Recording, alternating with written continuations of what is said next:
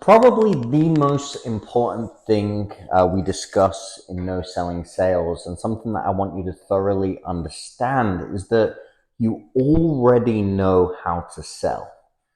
We believe, or I think at this point, it's pretty much proven from certain psychological studies with children and things like that, is that naturally, as children, without any inhibitions, without any fear holding us back, we're naturally trying to barter, we're trying to trade for things, we're using every different emotion in the book to try and get what we want from our parents. And now, if you look at what actually happens, is from that is you are taught backwards and you are untrained to do these things. You're untrained to ask for what you want. You're untrained to ask for things. Oh, it's not polite. This is rude.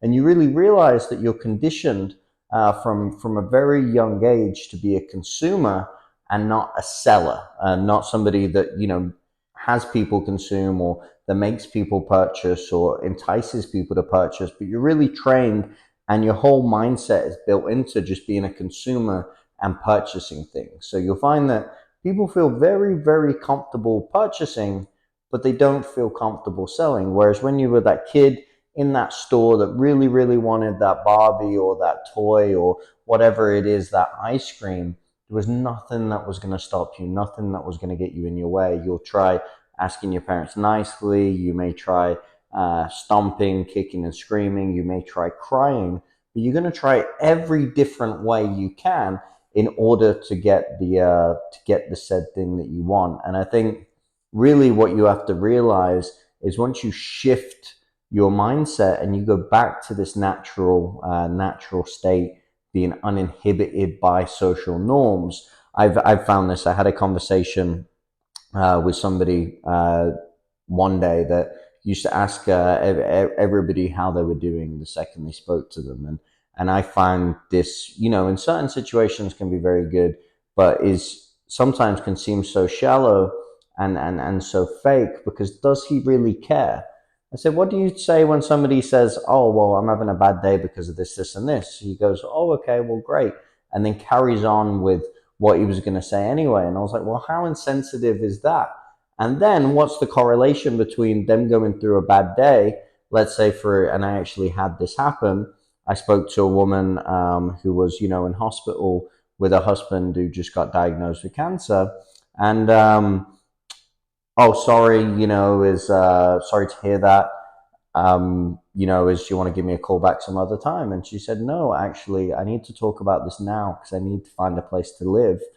There's no better time than now. So sometimes these things aren't even exactly correlated. So what I've found, and the best piece of advice I would give for going back to this childlike state, is to quite simply ask for the things you want. Neil was telling me a story of a restaurant owner that the second he met him said, pleasure to meet you.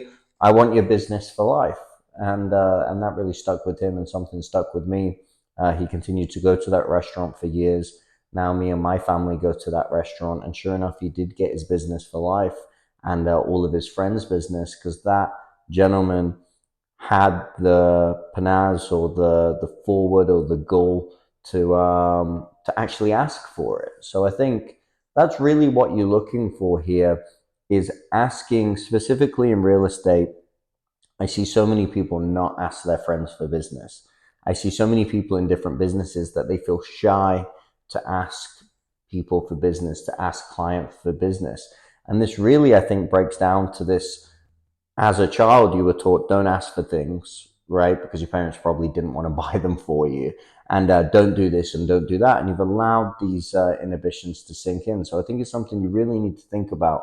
This whole process of no selling sales, you're really going to have to analyze yourself, and you're going to have to lose certain things and retrain your thinking in certain ways on places that you feel very uncomfortable, in order to be comfortable within these situations. Quite simply, if you walked up to everybody that you spoke to throughout the day and said, look, my name's Danny, I'm a real estate agent, I want your business for life,